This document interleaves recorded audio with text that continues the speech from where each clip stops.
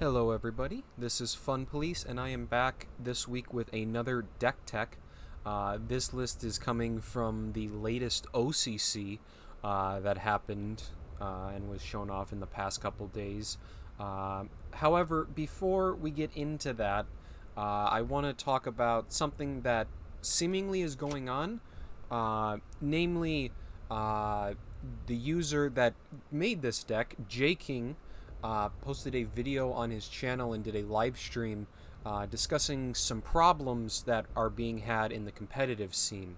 And I want to just bring some attention to that to the people that listen to me. I'm sure many people that watch me already are aware of this, but in case you haven't, I'm going to put the video link at the top of the description, and I highly recommend you go watch it just to get an understanding, because I don't follow the competitive scene, especially like stuff like this, that much, but it definitely seems like there is an issue that that needs to be addressed due to how seemingly a tournament was mismanaged, especially when it has prizes in it. But I won't spend too long on it. I think the video Jking posted did a much better job going over all of that. It is a bit of a long video, but I think it's an important one. With that said, for today, we're taking a look at Jking's control deck that he brought to the OCC. Sadly, it did not perform amazingly well, and sadly, he ended up losing at least a couple games with it. Due to how that tournament mismanagement that I was talking about, he actually did not qualify. He would have if the tournament didn't have some mistakes in it, but sadly he did not qualify, partly because this deck lost a couple games for him, but regardless, it was a very interesting deck list. We've seen German control exist in various forms for a fair amount of time now. Notably, there's been mixes of British or German-British decks were ones that were quite common. This one is a British-Italy, and there's even been a handful of, I've seen a British-Japanese deck, or not British, German-Japanese deck, my apologies, which leans into a discard theme. But regardless, this one is extremely interesting because of some of the cards that are included within the deck. Most notably, the 88mm FLAK. This card we have not seen in practically any competitive deck in the entire history of cards. Yet there's 2 copies within this deck, and we'll get to why that is in a moment, but it was extremely interesting, and I really liked the list, so I think this is a good one to go over. And I'll go over some other cards that could be included within the deck. But let's get into, well, first, so German Control is a deck that is very much a deck that pretty much says, I'm going to remove everything you play and then play guards and healing to not die, and then eventually you're going to run out of cards and I'm going to kill you with whatever I have left. It's a deck that doesn't have these massive late game board swings. It doesn't have, you know, this endless series of threats. It doesn't have this endless series of like just pressure. You know, it has a couple ways to make sure it can close out games, but it very often is just a matter of fact of being smart with your removal and then outliving the enemy as they just run headfirst into removal after removal. So let's just start off with the ARADO AR 196. This is just an extremely efficient one-drop. You're able to just draw an order out of your deck, which is often going to be a removal order, or it's going to be some sort of healing option, or even just card draw.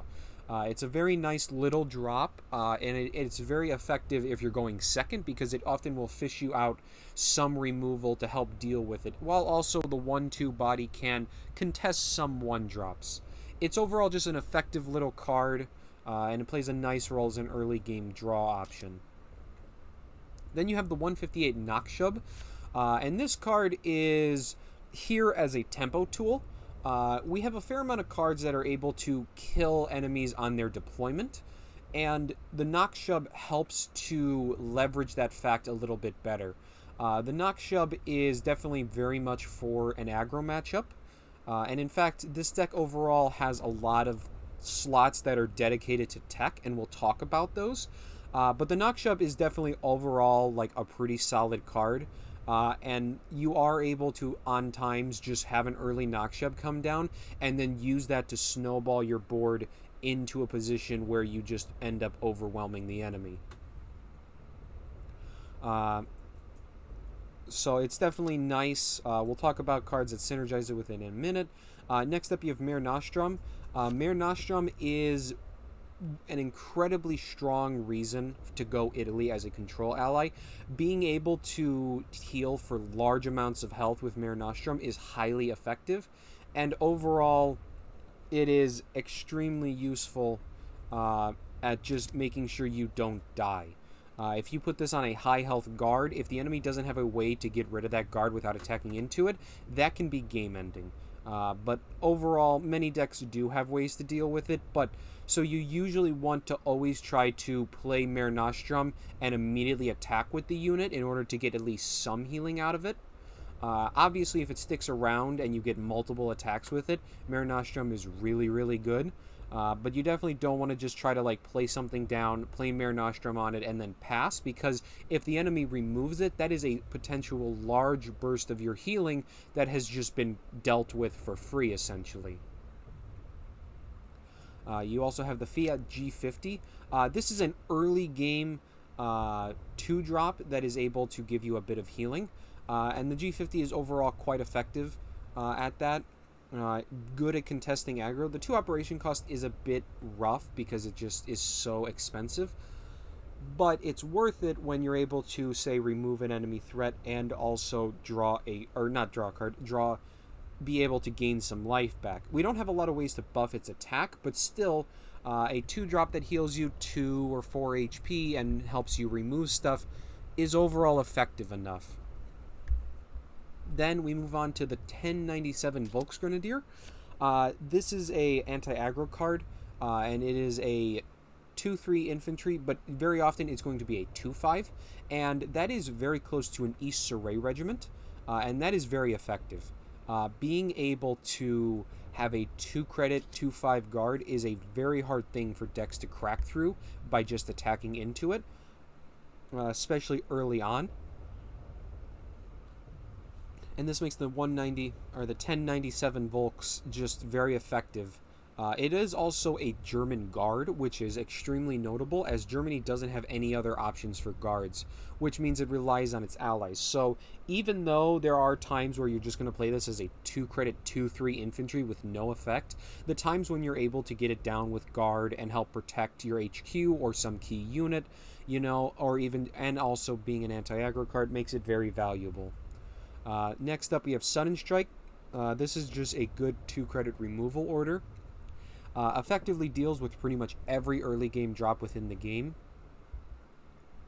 And even against control, it has its uses by being able to just get rid of like the chaff. Especially once we get to the games, you'll see me, even against slow value decks, I often am able to use the Sudden Strikes to blow up like an enemy, like 2-drop, and just deny them a little and get some use out of it. From the Deep, this is a very powerful card if you can time it correctly. From the Deep, being able to, for 2 credits, kill the next enemy unit they play can be game-winning for you, if timed correctly. And it can definitely be a bit hard to know exactly when to pull the trigger, but From the Deep is very effective if you can time it correctly. Notably, if the enemy plays a big enemy unit and then you're able to bounce it and play From the Deep, that can be very effective, as you're able to, as oftentimes players will just play it again, which then it gets killed by From the Deep, saving you a lot of hassle. But it's overall very effective.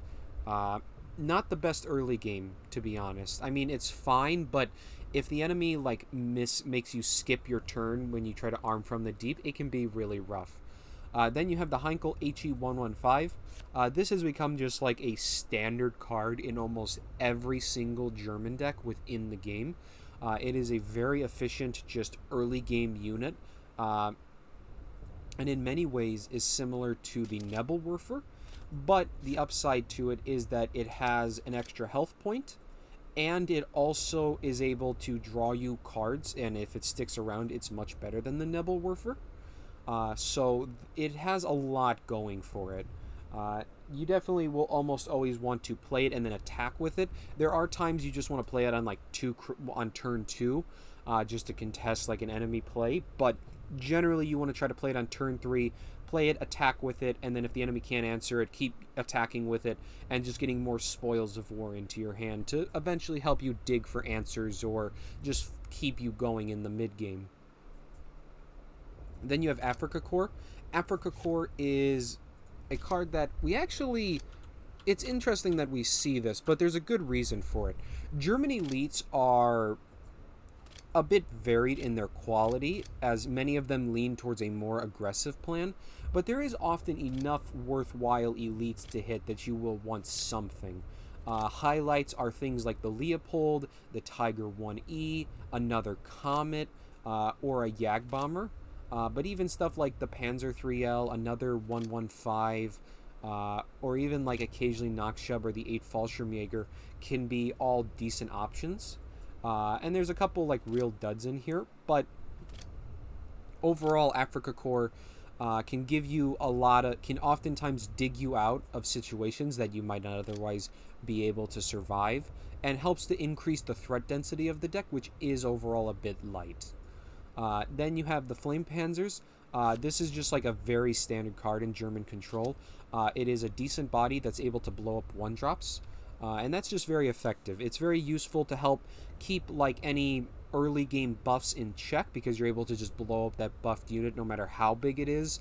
The 3/3 body is able to help contest the board decently, and overall it's just a very effective card. Good at keeping many different aggro decks in check. Then you have the 39th Bologna Regiment, which is just a massive guard. A 3-credit 3/7 guard is absolutely huge. And even if it costs 4 credits because you've lost units, it's still pretty good. At a 4-credit 3/7 would probably almost be playable on its own. So this is a very strong guard, and is a big highlight of going Italy. You also have Lion for a Day, which is highly effective removal. Being able to blow up any big unit for 3 credits is very effective, especially in this meta, where oftentimes you're wanting to play this and then also play something else to not die. So Lion for a Day is highly effective, and just overall a very effective removal card. You then have the Panzer III-L, which doesn't have like much synergy within the deck, but is just a really efficient 3-credit card. As a 3/5, it is very big. It's got the blitz, and it occasionally is like a 4/5 or a 5/5, and you know that can just be an effective early to mid game tool to help contest the board. But otherwise, it doesn't have like any standout roles. It's just overall a pretty solid 3-drop. You also have Reich Research. Reich Research is highly effective, and has a lot of variety in what you can go for. The first one, the V1 Flying Bomb, is very effective as an early game removal, essentially acting as a sudden strike, as a big version of Sudden Strike, and that is very effective. Synthetic Oil is also occasionally quite powerful. If you can pull it off quickly, it can allow you to jump up to like a 16-credit turn when you would normally have like 6 credits. And that can sometimes just let you like vomit your hand out and snowball a board advantage and just win the game. But it is definitely a bit more niche. You then have the Type 21 U-boat. This is probably the most commonly taken later one option, and in the late game, being able to kill an enemy unit and force them to discard 2 can be a lot of value. And then the final option, Uran Project, is effective if you're in a very drug out game and you know the enemy is going to have a board or build a board that you need to deal with. Notably, Uran Project can be very effective if the enemy is a Soviet value deck and they're going to double IS-2, as that can be somewhat hard to deal with unless you really plan for it. And that's where you can go up to, advanced research and then go straight for Uran Project if the enemy seems to be setting up or planning to have this big tempo turn. So they're all effective. I'd definitely say the V1 and the U-boat are the most commonly taken, but knowing when to go for each of them can be effective. And overall, it's a very effective a very effective order overall. Research is really, really good. You then have Root Out the Enemy, which gives you Germany's form of a board clear. It is a bit of a downside because you will often weaken your own units and end up killing them, as the enemy will often try to use their own removal and finish them off while they're weakened. But being able to just have a board clear, essentially having a 4 credit deal 2 damage to all enemies, is effective and is very useful to help clear out smaller groups of enemies that you see from aggro decks. Or it can occasionally be combined with trading in order to help finish off bigger units. Or in even rarer circumstances, you can also sometimes just use it to stall by shrinking the enemy board while you save up for some other form of dealing with the board. And so Root Out is overall quite effective in that role. You have the Panzer III-H, very standard card in a lot of German decks.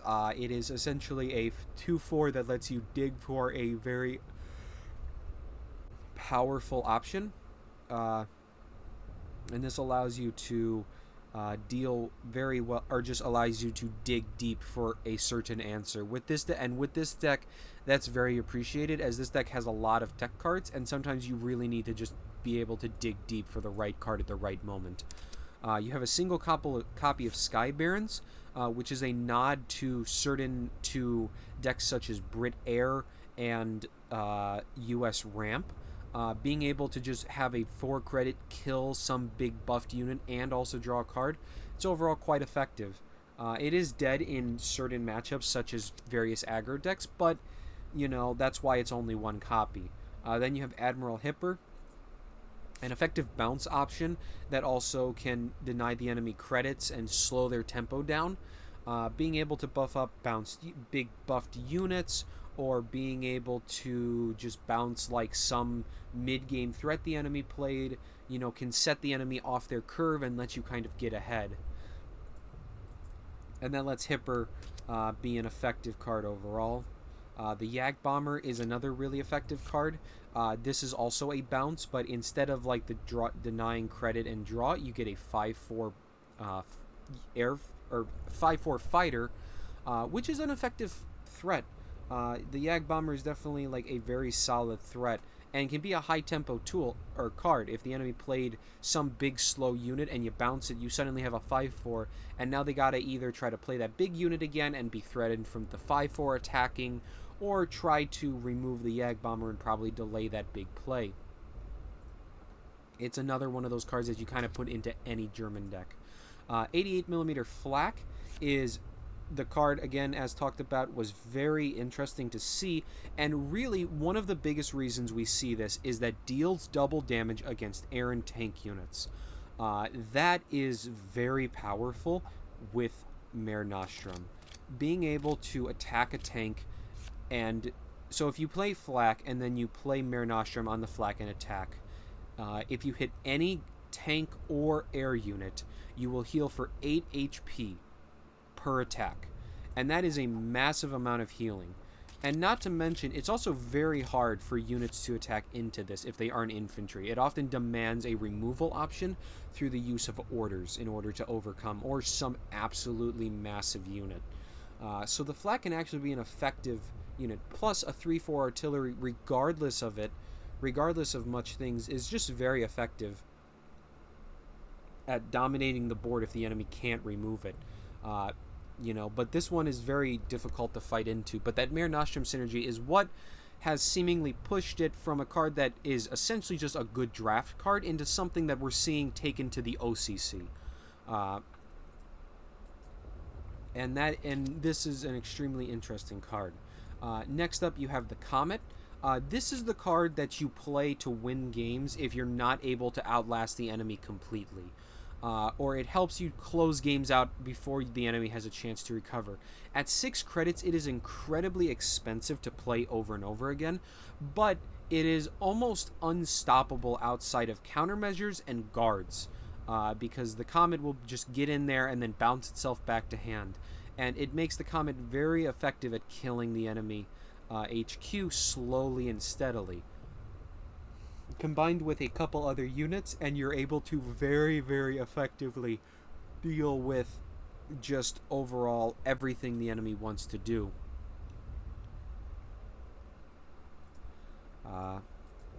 And it just helps you close out games. Then you have La Decima. La Decima was a card that didn't see a lot of attention for the month after it came out, but quickly has found itself as a very commonly ran card within it when you play Italy Control. Being able to blow up any unit in the support line is a very powerful effect, and Ambush and Guard is actually surprisingly annoying. It is just annoying enough that La Decima is a good road bump while also acting as hard removal. Then you have a single copy of Gathering Storm. This is a very, very effective card, and it was super, super interesting to see, similar to the FLAK 88, but it makes a lot of sense. We've seen a lot of decks, a lot of control decks that run Britain are starting to run a single copy of Lend-Lease in them, which is the 7-credit draw 4 cards. Gathering Storm is essentially that, but for Germany, and arguably a bit better because you tutor 4 specific cards. Although you oftentimes end up having a bit of variety, you're often going to get at least 1 or 2 big late game cards from Gathering Storm, which is highly effective. You know, whether that's stuff like La Decima, the Leopold, the Tiger, the FLAK 88, even a Jagdbomber or Comet, Gathering Storm is very efficient and is able to really refill your hand in a slow turn. So it's interesting to see. Then you have the Tiger 1E. This is like the big finisher of the deck. The Tiger 1E is incredibly hard to interact with because it's immune to enemy orders, and as such is very difficult to remove unless the enemy has a deployment effect to deal with it. And if you know what deck the enemy is playing, the Tiger 1E can just be held until the enemy has used up those options. For example, if you're playing against a Soviet value deck, their only real answer to the Tiger 1E is the 83rd Naval Brigade. So if you can force them to use that, then the Tiger 1E, if it gets down, it's going to snowball out of control. It is also notably a very good target for Mare Nostrum, also because you're able to make it heal every time it gets attacked into, and if the enemy is forced to trade that down, it's not uncommon to heal for 30 plus HP off of the Tiger 1E. You can even get very silly and stack multiple Mare Nostrum, which is just very ridiculous and heals for 1,000,000. But overall, the Tiger 1E is very effective against the right deck, but you need to know when to play it out and what you need to play around. And then the final card, Leopold. This is like a card that is also pretty much bog standard for a lot of German decks. Many aggro decks don't run it, but any deck that isn't like super fast is going to be playing Leopold. It's the German board clear. It's been the board clear since it essentially was created, or since the game has come out. And combine that with a big 6/4 artillery that must be dealt with, and it has to be killed because if you bounce it to hand, then the enemy has to deal with that again. But Leopold is overall very effective and is one of those cards that is going to save you in situations that no other card would. And that's the deck. So for the mulligan, you are often looking for ARADOs, Fiat G50s, pretty much any of your 2-drops. You know, the 1097 is good, the HEINKEL HE115, 39th Bologna, FLAMMPANZER. If you know that the enemy is not an aggro deck, you can also look for a bit more of greed. You could keep a Comet if you absolutely know for certain 100% you're not going to be facing aggro. If you know they're going to be playing air units, you could maybe keep Sky Barons, but generally you're just looking for your 1-drops, your 2-drop units, And then if you're playing against a nation that is aggro, stuff like Sudden Strike and FLAMMPANZER are also good keeps. And with that said, that is going to be the deck tech video. And now let's jump into those games. And actually, before we jump into the games, I actually completely just skipped over the fact that I was going to talk about some other card options. So let's just quickly go over some stuff that you could maybe run instead. There's not a whole lot to run outside of tech cards. But if you're lacking stuff like the HE-115 or stuff like the Panzer III, the Nebelwerfer is a decent option. It's still an early game interactive tool, and it has that 1 damage ping alongside a decent body. It's not amazing, but it can be there. You also have Whirlwinds. Whirlwinds are definitely an anti-aggro card. But the combination of Blitz and also being able to pin enemy air units does have uses, and it is a decent 2-drop. You could replace like the 1097 Volks if you don't have those, or maybe some Fiat G50s if you're looking to better counter air-heavy decks. That's always an option.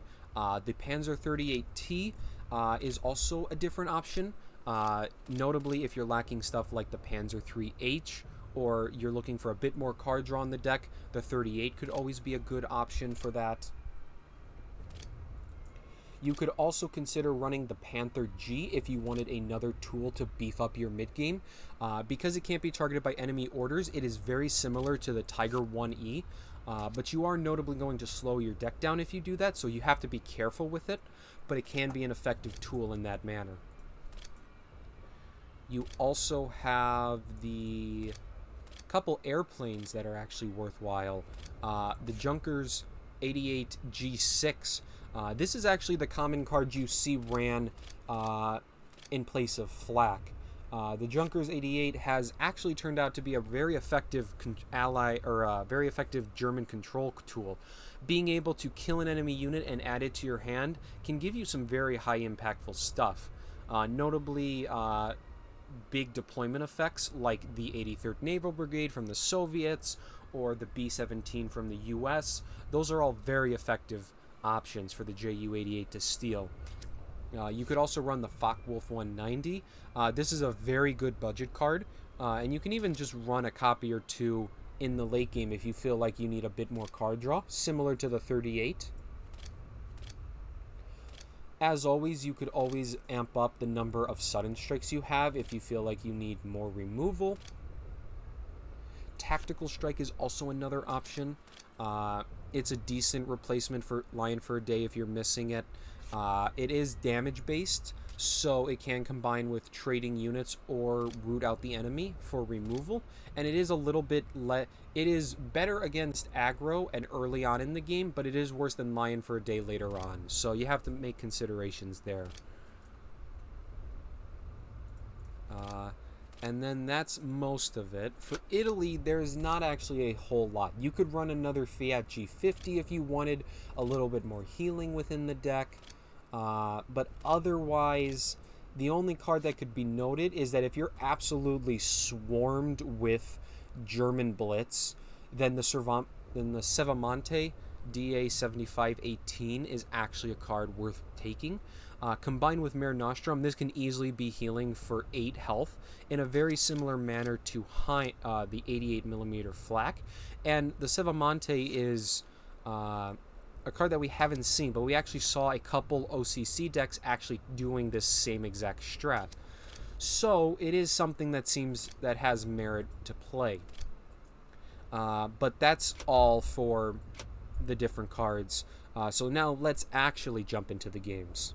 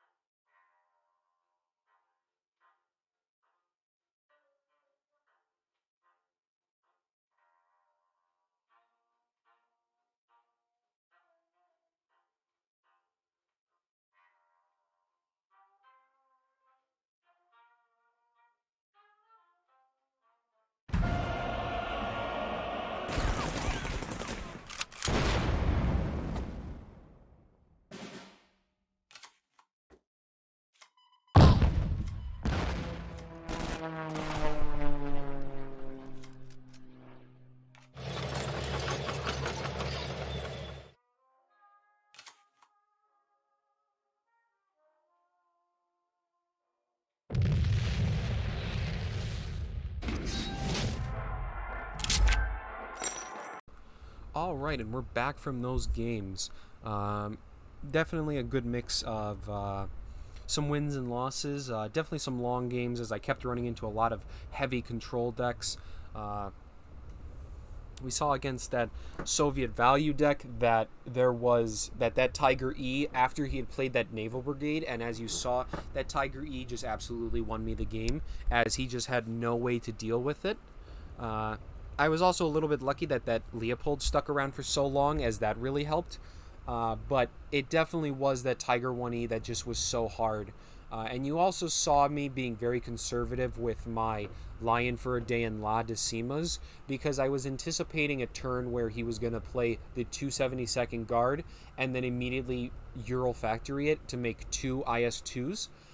So altering that or saving for that is an important thing, because that's one of the few plays that they can deal with that like Leopold wouldn't be able to save us from, and we don't have the ability to really trade it down, and we have to really save hard removal for it.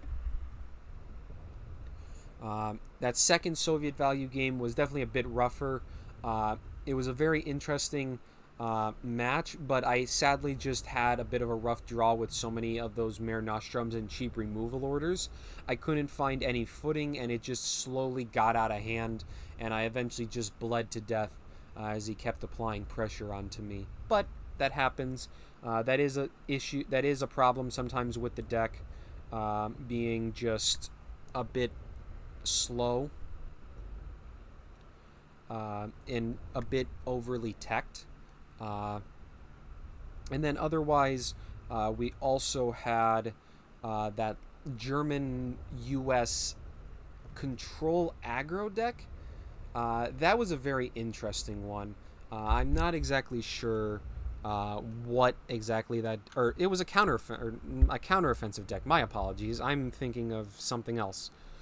That counteroffensive deck had some strong plays, but was overall hard pressed to break through our very strong anti-aggro tools, and overall it was quite effective at just shutting down aggro, and that's generally how you do that. And that's gonna be it for this week.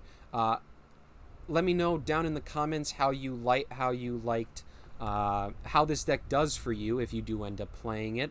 Let me know if you're in need of any card substitutions, because I can always help out with budget options. But otherwise, don't forget to check out that video Jking posted. I feel, again, just to reiterate that is an important thing that the community should know about.